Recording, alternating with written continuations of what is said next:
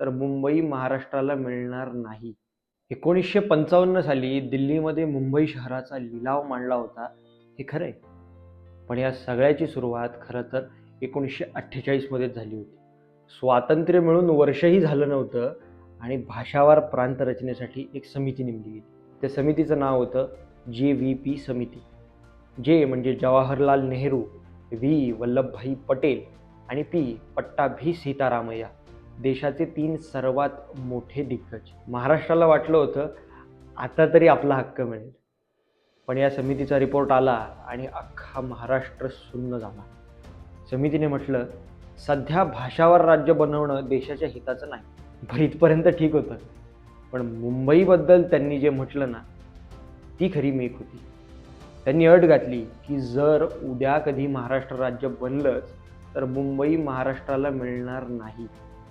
मुंबईला स्वतंत्र ठेवण्यात येईल किंवा केंद्रशासित केलं जाईल. ज्या मुंबईच्या जडणघडणीत मराठी माणसाच्या पिढ्यानपिढ्या खपल्या, त्याच मुंबईला आपल्यापासून तोडण्याची ही पहिली ऑफिशियल हालचाल होती.